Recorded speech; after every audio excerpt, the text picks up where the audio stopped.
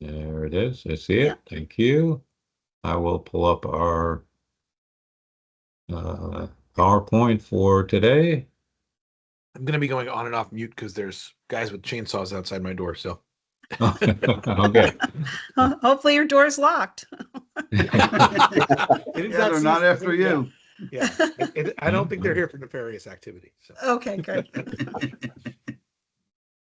Okay, this is our deck for today. Got, well, it's a lot of the same of what we talked about previously, but need to review and need to update action items. And here's the agenda. Barb, if you want to take it from here. Yep, sure. I'm calling this meeting of the Governance Working Group to order. It is 10:05 rather, on September 22nd, 2025. I'm Barbara Neal. We are recording the meeting, and the recording will be posted to the task force webpage following the meeting. Let's do our roll call. If you could verbally acknowledge your presence when I call your name. Paul White. I'm here. Morning. And Mike Dunges. I am here. All righty. And of course, we have Rick, Dom, and Elizabeth from Televate. And looks like, let me just double check. Looks like no members of the public have joined us today. So we'll jump right on to approval of the agenda. Any changes, Paul or Mike? Not for me. None for me. Okay, then we'll consider the agenda approved. And then we go on to approval of the minutes. These would be the minutes. Oh, I think I have the wrong date in here. I have from the 9/9 meeting. That doesn't sound right. No. 9/18. Right. It was just a few days ago. Okay. Sorry about that. Okay, so this is approval of the minutes from the September 18th meeting, which was the minutes were distributed by email and are also available on the web page. What was that in it, or was it the 16th? Am I right or wrong? I had them up just a minute ago. I know the 16th sounds right. I can double check, but it's possible maybe it was sent out on the 18th. This is governance, right?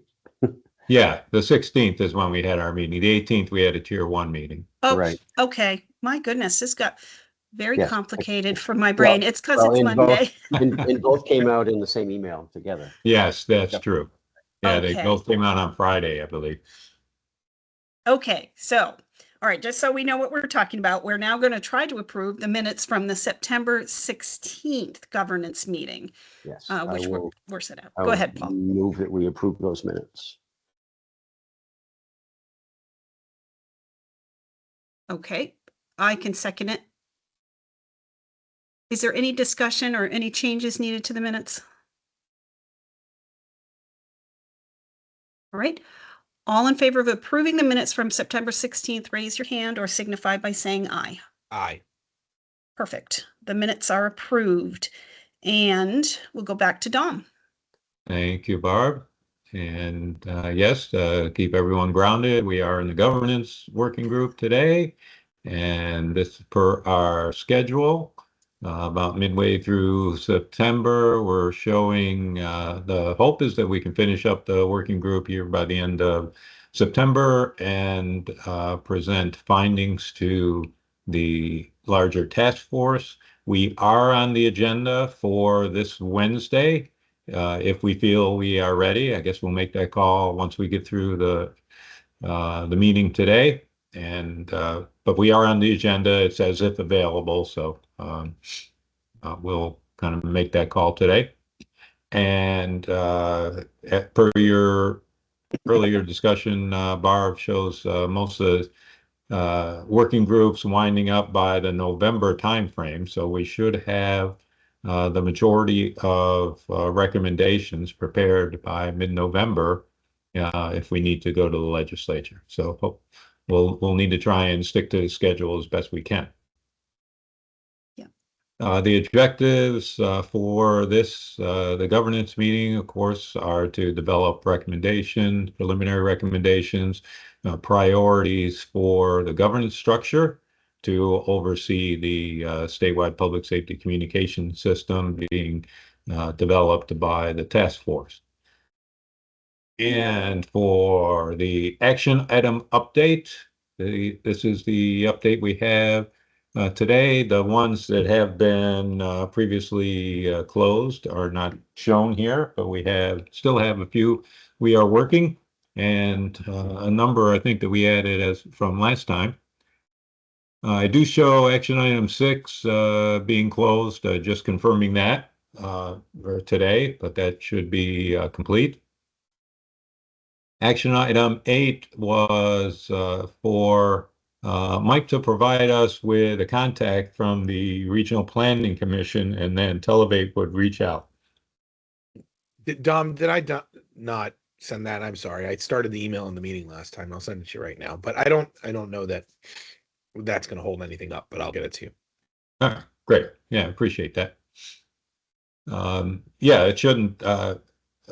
We can continue to work, even if we make our recommendations to task force. Of course, we can continue to work these action items to, tie up all the loose ends and follow up on that. Action item 13 was for Barb. I know you've been in discussion with the Hartford interim police chief and also with St. Albans. Any update there? Sorry, I don't have any updates from Chief Kelly yet, so I'll keep that on my radar. All right, thank you. All right. Action item 16 was also for Barb. You had been looking at the EMS advisory committees. This is the discussion we were having in terms of members of the board recommendations. We were looking for 2 representatives from the EMS community, one from the state, one from the local or practitioner level.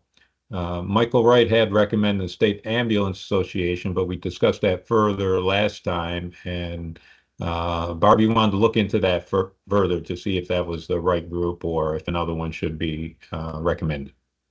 Right. I'm still not sure between the Vermont Ambulance Association and this advisory committee. I did put a link in the chat to the advisory committee's statutory language.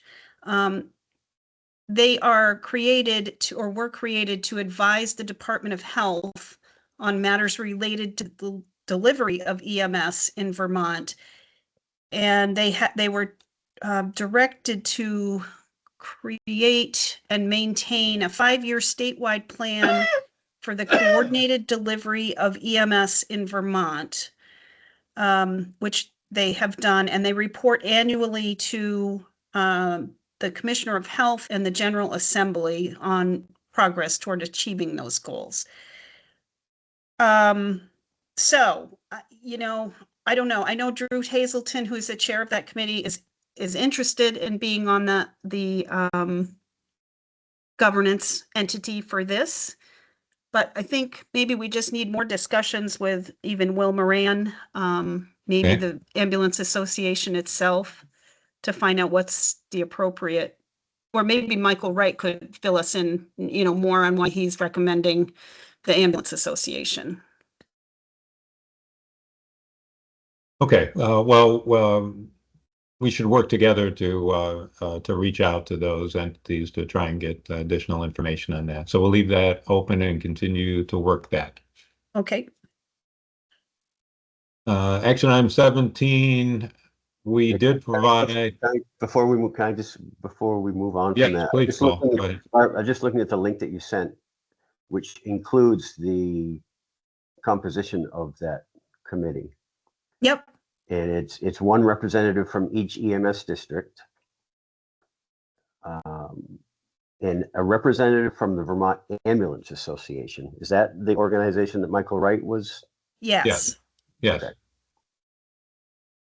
And then a representative from the Initiative for Rural EMS Program at UVM, a representative from the Professional Firefighters, a representative from the Career Fire Chiefs Association, a representative from the Vermont State Firefighters Association, an emergency department nurse manager, or emergency department director from a hospital. So they've got quite a broad range of, and of course, the Commissioner of Health or designee. Mm-hmm. and a local government member not affiliated with emergency medical services, firefighting, or hospital services appointed by the Vermont League of Cities and Towns. Sounds like something you should be on, Paul. Yeah. Okay. It sounds like the list That- we've that been is- trying to create for a month. It does. That's what I was just thinking. They kind of Yeah. did our work for us, but It's a really broad membership. Yeah, sounds like there'd be, so I mean, broader representation. I think maybe since they have a pretty broad representation, that maybe they are the ones, or one, if we're going to have two, they should be one of the two that we have on our board. Right. Yeah, that was the discussion, right? Okay. Right. Thank you.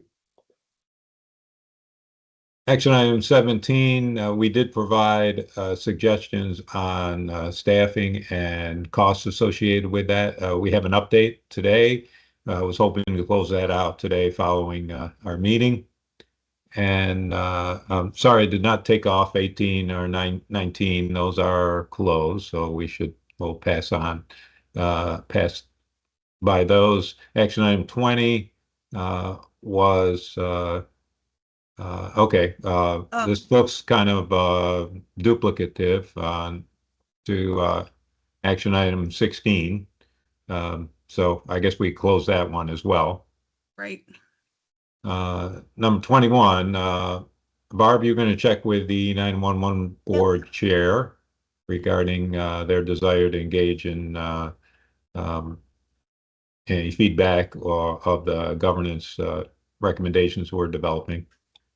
Sure. So oops, I'm echoing. I did talk to Roger. I have a lot of echo. I'm not hearing that on my end. Really? Okay. Whoop, it's gone now. Okay. So I did talk to Roger last week. I went over the recommendations that we've been pulling together in this working group with him. Roger is a practical guy, right? So the first thing he noted was the cost, even though we think it's a high estimate right now, but the cost of just standing up this governance structure, the comment was, might those funds be better spent on the actual work that needs to be done? So I thought that was valid. But I don't know how you get the work done without a group like that. So anyway, that's just some feedback. He did ask if the task force would come to the next board meeting, which of course I'll be at the 911 board meeting, and can present, where we are in a more formal way. I've been giving them, informal updates all along. I've asked Dan Batesy if he could join me there so we can get his perspective. And the question is out right now over whether or not it would be helpful to have Rick or Dom there, if even remotely is fine, to pull in perspectives of the other working groups or answer questions that the 911 board might have about what the other working groups are considering. So stay tuned on that. I'm not sure if Dan wants to bring the question of having you guys come to the meeting in front of the full task force, or if he's good to just go ahead with it. So, but you might want to flag the date. October 14th at 10 a.m. is the next 911 board meeting. Paul, you're certainly welcome to attend too if you'd like. Okay. 14. Okay, great. All right. And action item 22, Mike, to provide feedback from the Vermont League of Cities and Towns. We talked about that some last week, but also regarding support potentially at the upcoming town fair. Mike, do you have any further information on that? Not yet. I texted Ted on Friday, so I'll give him a call today and get you an update. But let's assume that we could have some sort of presence there if we wanted. And also there was, I think at the plan was for the task to discuss at the task force meeting this Wednesday. That's right. Whether or not we should have a survey regarding gaps in dispatch service. I believe that's on the agenda. Yes. Great. Okay, anything else on action items? Okay, next, we'd like to review kind of our four, I guess I'll call them our four pillars of the governance structure that we are considering. That includes the key attributes, also the structure itself, the board membership, and then budgetary costs associated with that. First, the key attributes. This, I believe, is unchanged from our last meeting. Oh, no, although, no, I think we did add the last bullet there, seeks ongoing feedback from municipalities and organizations. So that was an additional attribute that we did add following discussion last meeting. Are there any other thoughts or discussions at this time?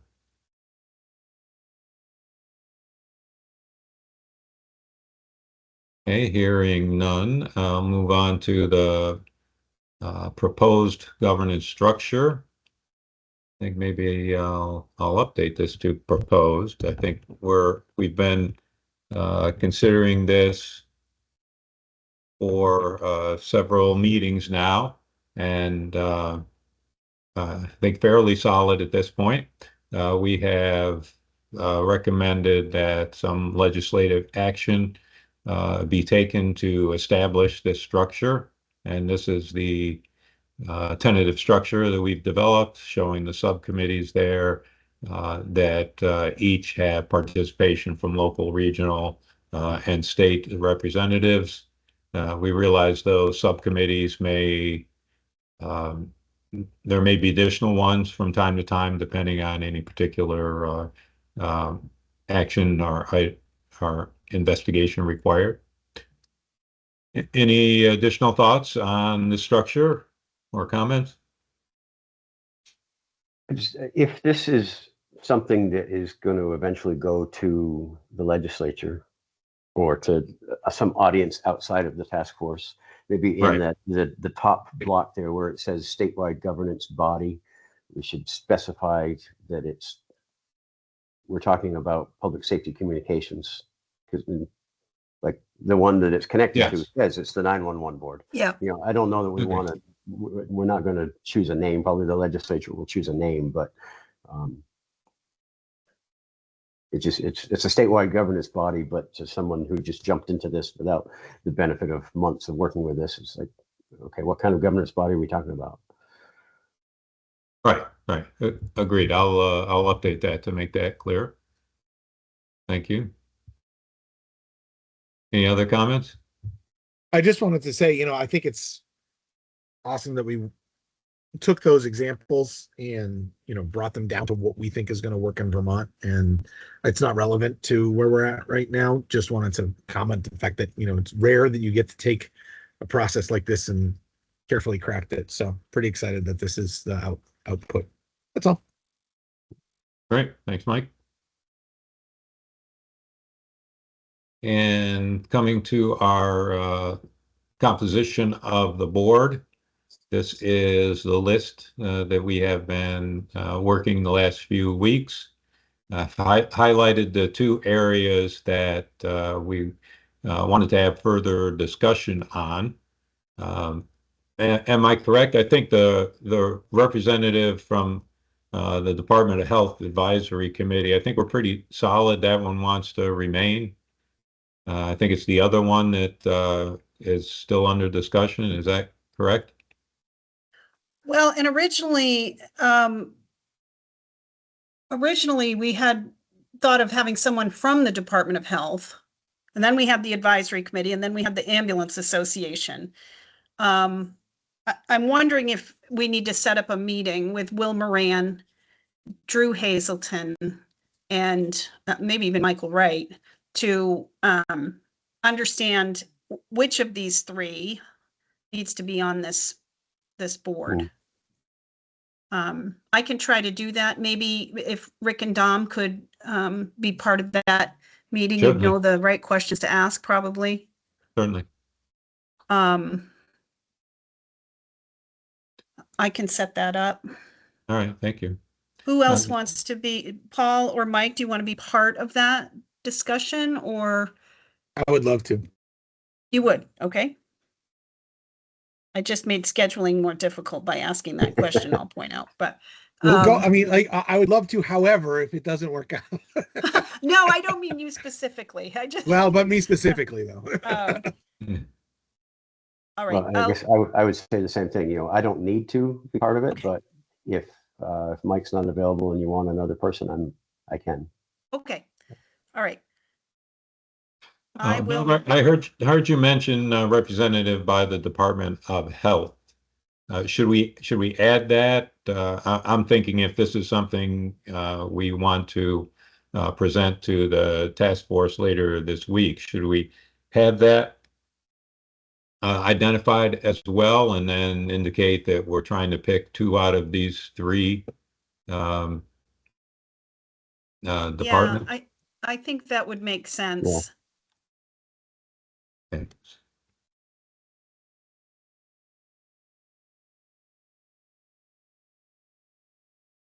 Appointed by, you want to say?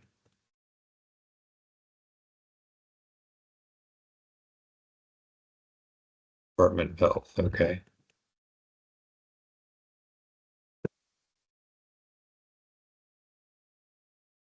But I guess to see my poor typing here. Like that? I said Michael Wright might have input, and he might on this, but I'm also thinking, I think Jim Finger from Rutland is the head of the Vermont Ambulance Association. I'm wondering if maybe he's the one I should engage with to have this conversation about who everybody is and how they relate to each other. Michael did mention Jim Finger when I had the discussion. Okay. Just while we were talking here, I was just looking up, trying to find the Vermont Ambulance Association on the internet, and their website, their web address has expired. It has not been renewed. So you can't go to that. And they also have a Facebook, but apparently it's restricted to only members, because when I click on it, it says it's restricted to the owner only shares this with a small group of people. And apparently I'm not one of them. So. Okay. All right. So there's no information readily available about them on the public domain. All right. I'll reach out to Jim and try to get these folks together. So. Okay. So then I assume our position is we have these 3 potential EMS representatives, and we want to have 2 out of these 3 to be consistent with the other construction of the board, where we have 2 law enforcement and then 2 fire associations. Is that accurate? Right. Yes.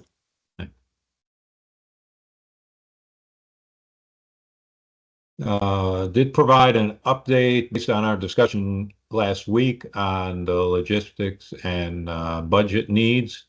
I think there was comment from several of you that the information for compensation of the board membership based on a per diem, that was probably higher than necessary, so I reduced that, given that there would probably be just a small percentage of the actual board members utilizing that. So that number was reduced. Also, I think the number for subcommittee membership stayed the same at the 25K. The largest piece there comes under administrative staffing, where we show 1 full-time executive leader and 2 senior administrative liaison staff, as well as some fiscal agent or fiscal support, and also some funding for office space and facilities. And I've also reduced the professional services / consultants fairly significantly, thinking that's going to vary probably annually. So took that down significantly. So the total now comes to, as you see there, 570. Still, not insignificant, but a little bit better.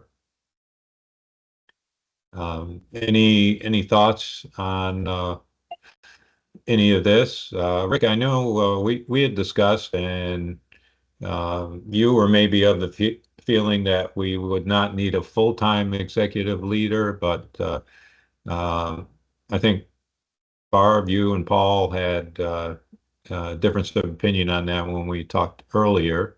Do we want to have further discussions on that? So if I could just go ahead, verify, justify why, you know what, when you mentioned that your E911, the sheriff was not, he thought the number was really high, and I don't disagree with him. So Dom and I talked about, well, there's an easy line item that we can reduce, and in addition to the line items that we discussed last meeting. But even at $500,000 annually, the number is still pretty high. And so when I look at, what do we need full time? And, I mean, I think it's gonna go ebbs and flows of project work. It's gonna be heavier on the front end to get it started, and then it's gonna slow down. And then it's gonna eventually it's gonna get into a management and maintain the project role. So I really felt that we could probably get by with a halftime director of the program. But and then Don mentioned to me that you and Paul and Mike had discussed the full time. So I didn't want to just squash that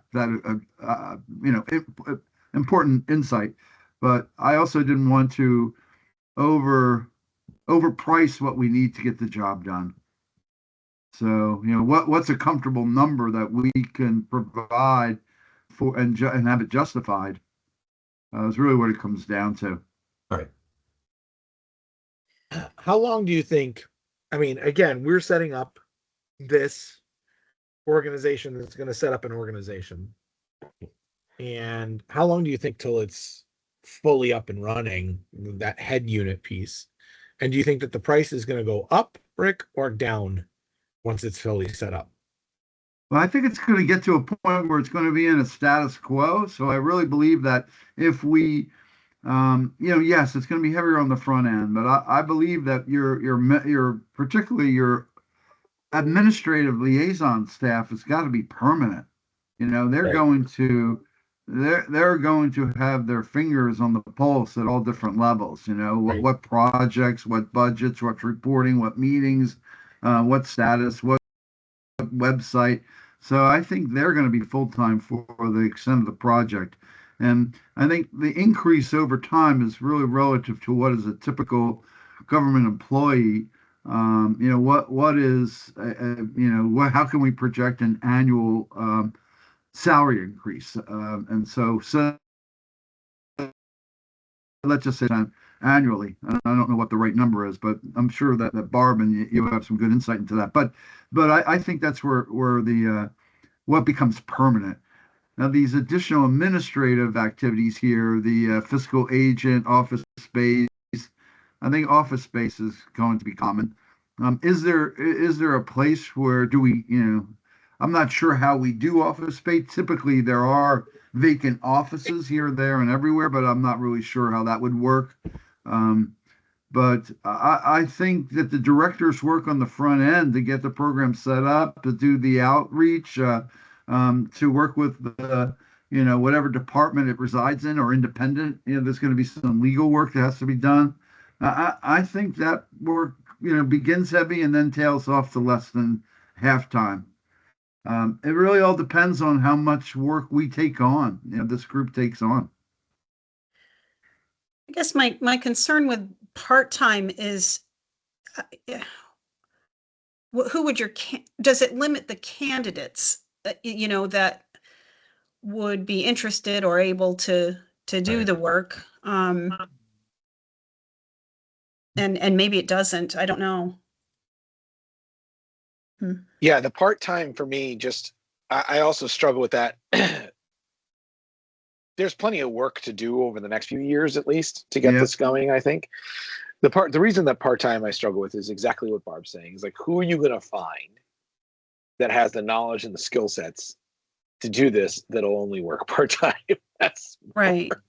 More along my challenge. Now, I do understand the nature of wanting to keep these costs low, but we're making estimates, still not knowing exactly how this is going to roll out throughout the state. And my fear would be that if this does end up being something that's legislative, and we go in and we come in under budget, or we come in with an estimate that is far too low, and that gets legislated, and now we need more, going back a second time is something much harder to do versus saying up front, hey, this is what we think we need, and if we can spend less, we will.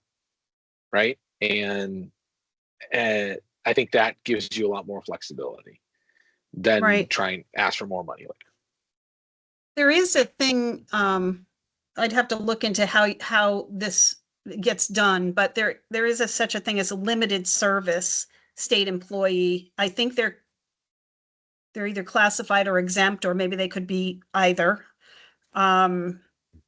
So we might be able to like limit the amount of time, limited service for 2 years or whatever, to help manage the costs over time. I don't know.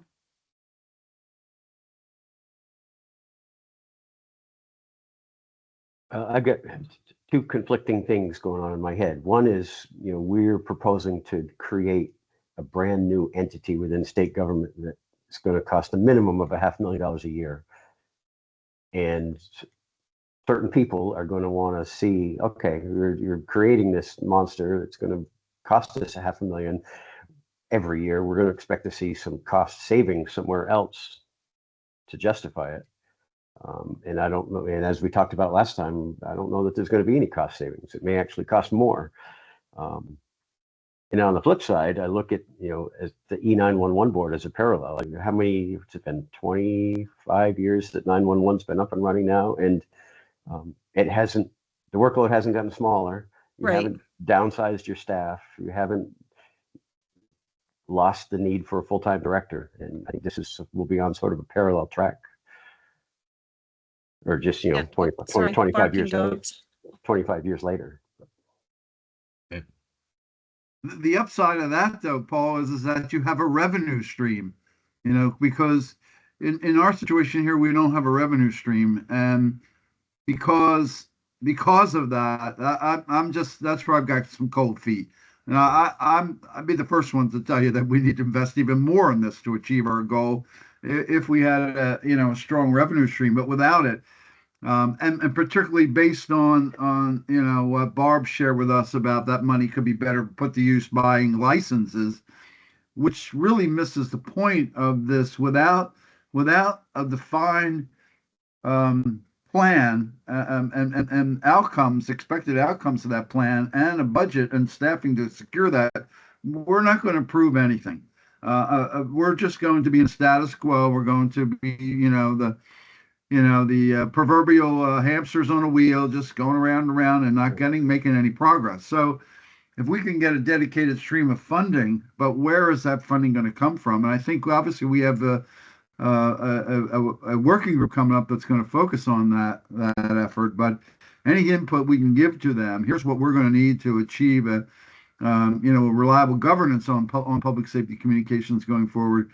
So we're going to need this at a minimum, plus the initiatives that we advance.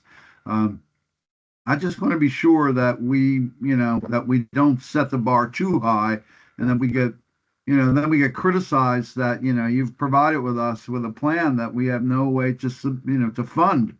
And I just want to be sure that we have a careful balance between the right amount of money and no money. So. Yeah, I think whenever we present this, whether it's to joint fiscal or to the full legislature or to the administration, we need to front load the presentation with this project was never intended to be about cost savings. It was about improving quality of service, improving the quality of service, improving the equity of the service, and potentially reducing some workload for the Department of Public Safety, since that was kind of what started this whole ball rolling 3 years ago. Was they were threatening to kick everybody off their dispatch service because they couldn't staff it anymore. But never was it about cost savings. I think that's really important, because as I've got the the summary of the Act 78 presentation that Barb mentioned earlier on there, there's a slide that really captures key statements in Act 78. And this one here, the General Assembly finds that protecting public safety and welfare is an essential function of state government, and it is in the public interest to establish a statewide, reliable, secure, and interoperable public safety communication system. So that doesn't say anything about saving money. Right. It also says that it must be equitable and sustained. So the public safety communication must be comprised of integrated 911 call taking and regional dispatch system, and must be equitably and sustainably financed and universally accessible by all persons throughout the state. So, they're using their own language back to them. I think it's very important that we say, this is what the task gave us. And there is language in here regarding a governance. Clearly, they expected us to provide them with a governance strategy. And that's one of the other terms and clauses in here. So I don't see any reason why they wouldn't expect us to provide them with a budget and a plan for not only we've identified the initiatives, and we're going to propose to them the initiatives that we feel short-term and long-term need to be conducted to achieve their state objectives on 78. I just want to be sure that they support us. And these soft costs, a lot of people are just like, oh, we don't need this. But if you don't, I mean, you could look back and see what we haven't had. We're still in a bad state, even though we've created an advisory council that doesn't function because there isn't any administrative support for it. So I think we can justify it. I mean, we would certainly justify the need for it.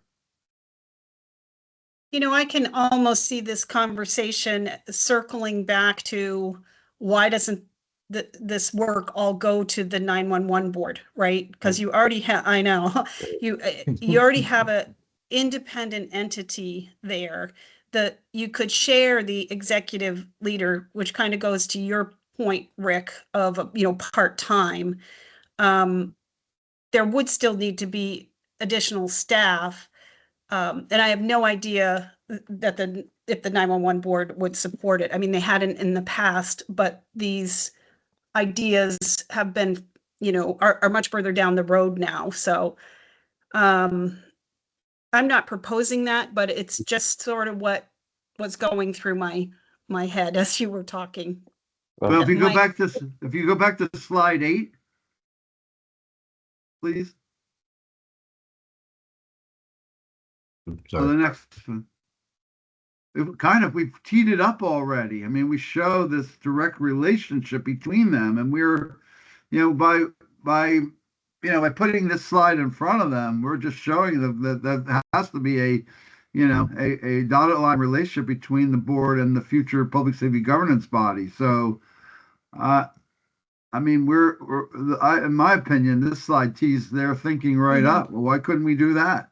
Right. And why do we have to have something separate? Or why couldn't we, organize it under? And why can't we maybe take some of our 911 fees and reallocate them towards these initiatives? In my mind, that's what plays over. Well, they're just going to automatically go to that thinking. Right. Now, just a note that the 911 fees that are being collected now are not enough to support the programs that the Universal Service Fund is supposed to support. At least that's how it's unfolding, even with the new revenue structure in place. There's some concerns about that. We'll know more probably like within a month of how that's really playing out when the quarterly reporters send in their first quarter payments. So anyway, well, that Universal Service Fund is also, as you very well know, is funding other initiatives that yes. typically might not be, they wouldn't be eligible under just a 911 fee only. And by Right. restating it as a Universal Service Fund, that gives you flexibility to allocate those dollars towards other Vermont initiatives. So Yep. that was creative, creative in how that was done. But that, yeah, I fully agree. There's never enough money to go around. Right.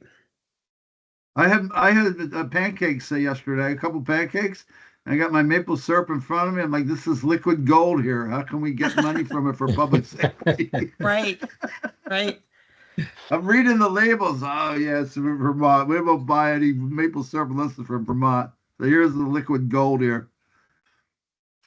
So when this whole conversation started in Senate GovOps, 2 years ago, however long ago it was, I had been asked to draw up what would it take for staffing and resources if this work were to be given to the 911 board. I'll dig that back up and see if it's worth reviewing. I mean, they were certainly very much estimates. So anyway, but it might be worth looking at. As these are. Yeah. Exactly. I agree. That would be worth looking at.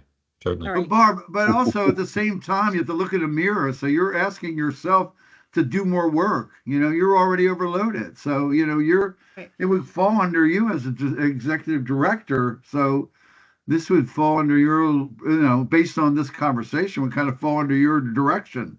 Well, it would, unless, of course, the boards or the governor or whoever decided there would be somebody else that's better suited for this work, so which is fine.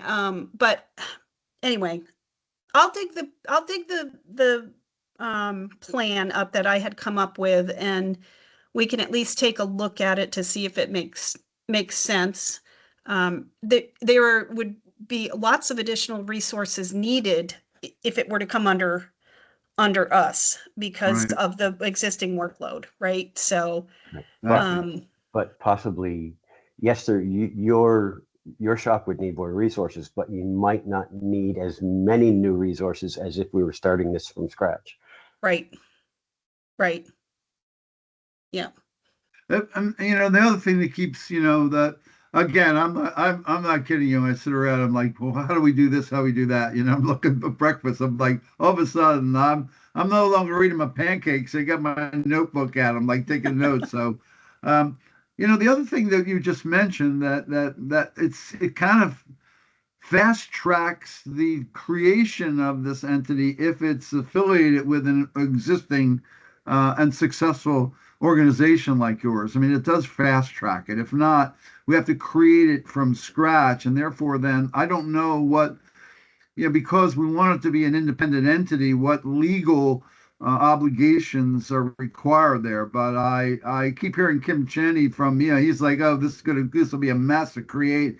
We'll have to get approval from all the towns and this, that, and the other. And so, based on that, would it even get off the ground if it has to be created completely from scratch? And I'm not saying it wouldn't, but we don't want it to be hung up in a legislative quagmire and never get off the ground. And so I don't know. Right. I like the idea of leveraging whatever we could present to the legislature. Say, look, these folks achieved that, and here's how much funding they got, or this is how others are doing similar. I mean, we just went through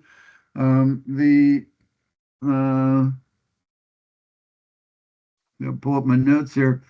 emergency medical services, Title 18 health on the council. Did they receive any funding to create their council, or are there other examples that we can say where the state of Vermont made investments in creating governance model, and that governance model led to these successes? And so if we can, either reference or adopt similar strategies, that would be helpful, so that it doesn't look like it's just brand new. We've never done this in the state before. What we're doing isn't brand new. It's brand new for public safety communications, but creating a functional and meaningful governance body to advance initiatives is not uncommon. And so whatever we can leverage and borrow from and explain to the legislature, here's some successes that have been done, and we plan on mimicking their successes. So any existing structures that we could reference, I think, is going to be an advantage to us. Okay, I think that makes it all the more important that we do get the 911 board's input, right, directly from them. Yes. So unfortunately, the meeting's coming right up. I don't know if that should delay our presentation to the full task force on governance from the governance working group, or if we could present what we know and say these are the outstanding things and maybe get their input. I think that's a good idea. Yes. I think that presenting this and then, hey, using that opportunity to get feedback both from our own task force, but from the 911 board is not a bad idea at all. Right. All right, very good. So I guess this conversation kind of took a sharp right turn here. We've kind of been avoiding conversations about any affiliation with the 911 board up until now, because, Barb, you had such strong opinions against it. And now I'm just wondering, what are we? Well, I don't want to use the word proposing, but what are we contemplating? Are we contemplating this whole thing would fall under the 911 board, or would we scrap the list that governance body that we spent the last couple of weeks devising and instead use the 911 board, or what are we? Well, I don't think that's what I'm thinking. Where I went down this path in my brain was when we were talking about the administrative staffing, right? And sort of sharing these components, the administrative and the executive leader, with another entity, or more of shared resources. Yeah, that was the thought. I think we have to be independent. I mean, I think if we adopt someone else's board structure, we're not fulfilling the work that we've done under slide 9, in slide 9 there, Dom. I mean, that we need these representatives because they best, understand the needs of the public safety, communication group. They couldn't be the same, Paul. There's no way. Right. I'm sorry if I I agree. I took a hard right turn there. I'm just like, how are we going to succeed? I mean, you know what okay, the thoughts are getting a little bit more well formed now. So this board composition would still be on the table, and this board would get its administrative support from 911 board staff. Right. So when it says go develop an RFP to do XYZ, then that goes to the 911 board staff, or call it something else if you want, but or we've added new people in, right? Or we've contracted with a vendor to help us develop that RFP or something. Similar to how our current task force gets its administrative support right now from the Department of Public Safety. Right. It would be a heavy lift for sure, but that doesn't mean that part of our recommendation couldn't include, additional resources that we would need. So, Yeah, so I think, yeah, I'm not thinking about plunking it all under one entity, but you have these two entities working in parallel. Okay. I think that makes sense. And really the whole point, the whole reason I went down that line of thought was when Rick was talking about, a part-time Right. leadership, or even limited service, right? So you work on this for however long it takes, and then it evolves into something else. Who knows? But anyway. Yeah. Any further discussion, or are we ready to move on? The last item we had kind of as a pillar to our structure was the key elements to include in the charter for the governance body. And we have these that are recommended from SafeCom. So I think based on previous discussion, we're good with what we have here. So unless there's anything else, I think that brings us to the next steps. And there again are the four items we've been discussing: the recommended structure, the membership of the board, charter elements, and staffing and budgetary needs. So we do have consultation with the League of Cities and Towns in process. Also, the 911 board, I guess we'll call that in process as well.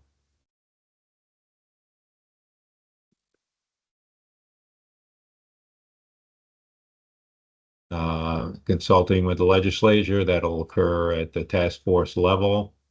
And we have previously discussed actually developing a draft of the charter would be something that the body itself would do.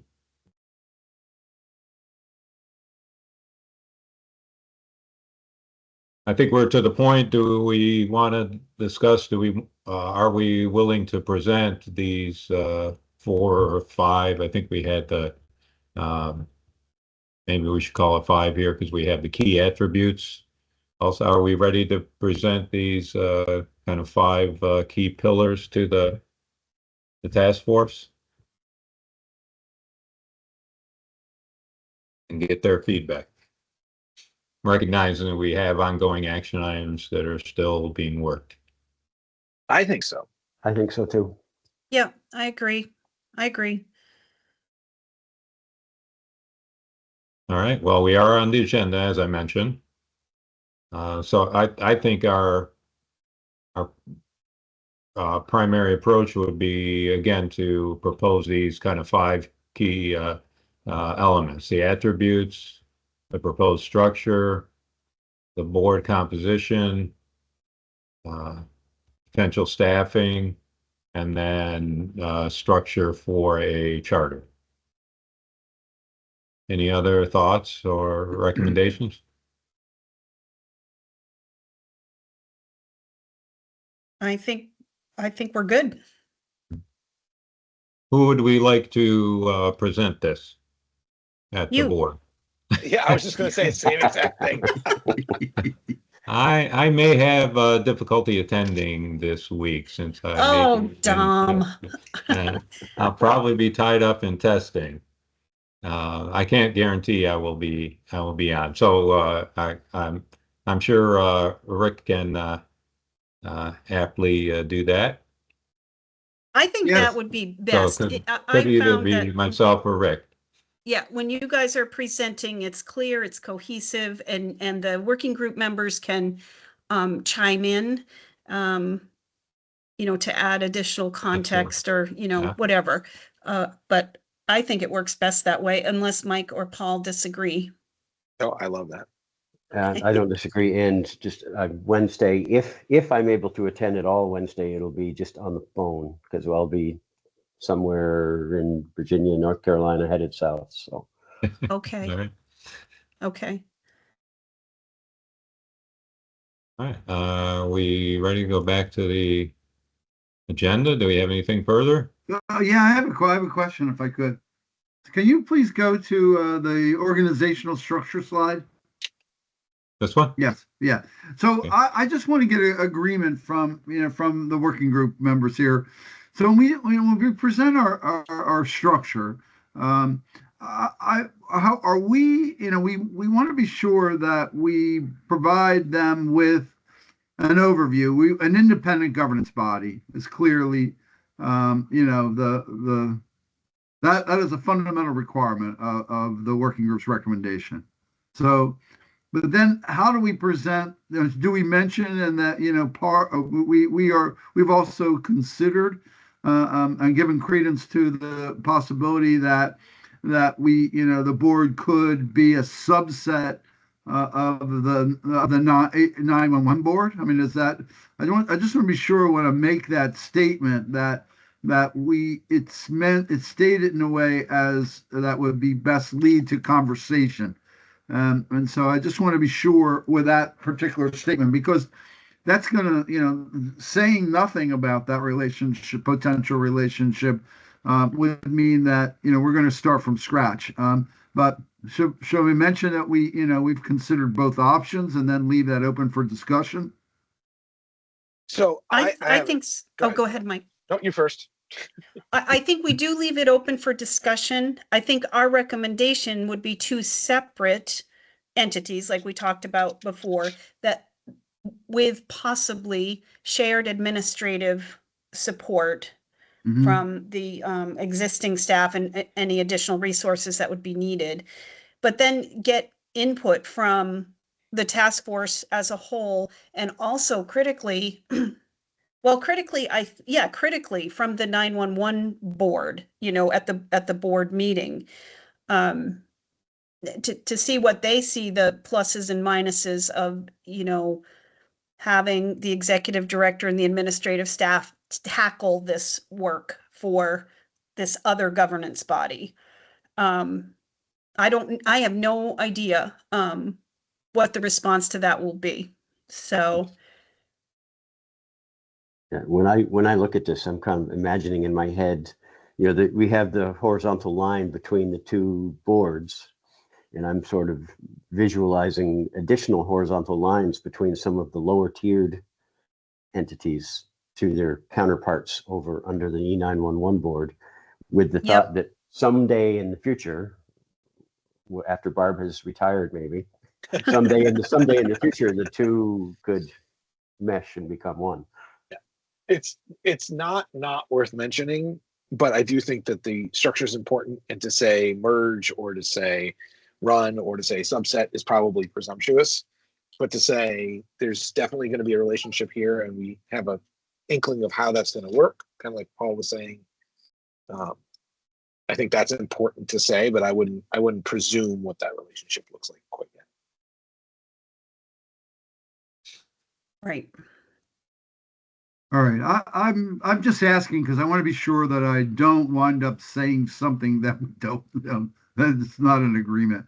Whatever I say there, I'm going to have to script it, So yeah. I think it just presented, or we can all present it in the context of, we're looking at the expenses of standing up a whole separate entity with a whole separate administrative staff, and the thought, this idea came up, and what do you think? Right now, I'm not sure if what I have a strong preference for. But if there's a concern about the amount that's being spent on a bureaucracy, let's say, then I don't know, there may be ways to reduce that cost. Right. Without jeopardizing either team's work, right? That's key.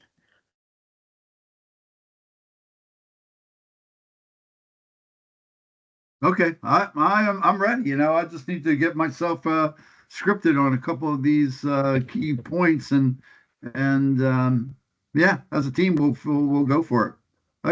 I'm not shy about presenting it. I just want to be sure that, because this conversation is, we've had today is new, and I don't want to misrepresent it. It is. Right. All right, I'm good. Thank you very much for taking the time to discuss Yeah. this one. All right. Back to the agenda then. I know you've got to get going, Dom. So I think we're good with next steps, right? I've got Right. some action items. Do Right. we need to schedule a next meeting of this group? I think we should wait and see how Wednesday goes, or how the meeting with the 911 board goes. I Okay, agree with Paul. all right. Okay. We do not appear to have anyone on the line who might want to offer public comment. So with that, are we ready to adjourn or? I move we adjourn. All right, Second. all right. All in favor of adjourning, raise your hand or signify by saying aye. Aye. Hands are up and aye. Okay, the meeting's adjourned and we'll see you on Wednesday, hopefully, or at least hear you on Wednesday, Paul. Right. Uh, You got it. Good luck. Okay, Thanks, all. Drive safe, Paul. okay, Thank you, yeah, everyone. safe travels. Bye. All right. Thank you guys. Bye. Have Bye-bye. a great day. Bye.